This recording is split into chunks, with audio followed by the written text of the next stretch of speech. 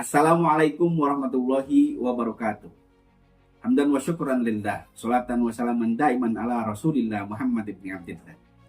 Saudara-saudara sebangsa dan setanah air, moderasi beragama merupakan upaya strategis dalam membentuk karakter warga negara yang cinta tanah air, menjunjung tinggi persatuan dan hidup dalam harmoni melalui cara pandang, sikap, dan praktik beragama dengan prinsip adil, berimbang, menuju kemaslahatan. Selanjutnya, bagaimana kita memahami konteks moderasi beragama dalam berbagai agama? Di dalam agama Islam kita mengenal istilah Islam wasatiyah. Di dalam agama Kristiani ada yang disebut dengan golden mean. Di dalam agama Buddha ada istilah majjhima patipada. Di dalam agama Hindu ada istilah madhyamika. Di dalam agama Konghucu ada yang disebut dengan Jongyong.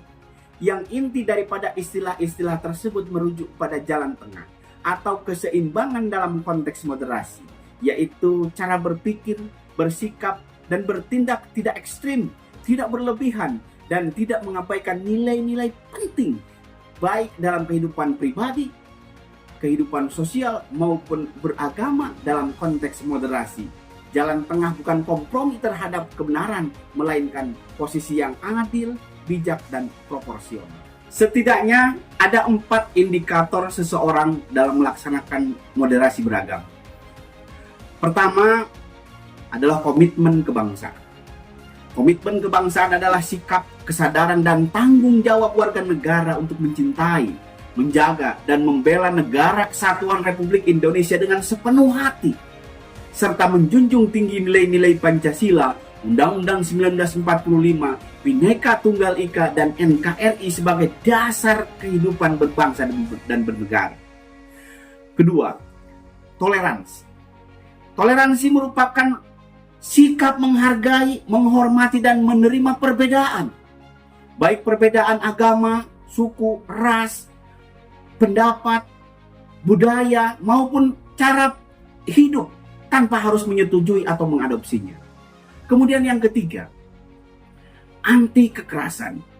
Anti kekerasan adalah sikap dan prinsip yang menolak segala bentuk kekerasan, baik secara fisik, verbal, emosional, sosial, maupun simbolik dalam menyelesaikan masalah atau menyampaikan pendapat.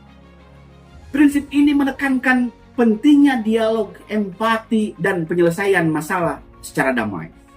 Yang keempat, akomodatif terhadap kebudayaan lokal, yaitu menghargai tradisi lokal sebagai bagian daripada identitas bangsa, selama tidak bertentangan dengan nilai-nilai universal dan ajaran agama yang esensial. Kemudian ada 3 cara untuk bagaimana penguatan terhadap moderasi beragama. Pertama adalah cara pandang dalam moderasi beragama. Adalah sudut pandang atau sikap mental yang melihat agama sebagai pedoman hidup yang membawa kedamaian dan perbedaan sebagai bagian dari fitrah kemanusiaan yang harus dihargai. Ini bukan soal mengubah ajaran agama, melainkan bagaimana seorang menjalankan ajaran agama dengan adil, seimbang, dan toleran. Kemudian yang kedua, sikap dalam moderasi beragama adalah perilaku atau tindakan nyata yang mencerminkan semangat toleransi, keseimbangan, dan penghormatan terhadap perbedaan dalam menjalankan agama tanpa menyimpang dari ajaran pokok agama itu sendiri. Yang ketiga, praktik beragama adalah wujud nyata keimanan seorang yang seharusnya membawa kedamaian, ketertiban, dan kemaslahatan bagi diri sendiri, orang lain, dan bangsa.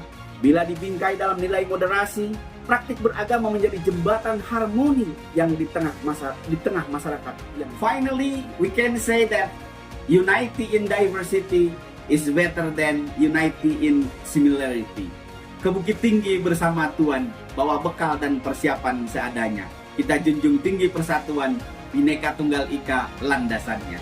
Billahi fisabil haq, wallahul muwaffiq ila aqwamit thoriq. Wassalamualaikum warahmatullahi wabarakatuh.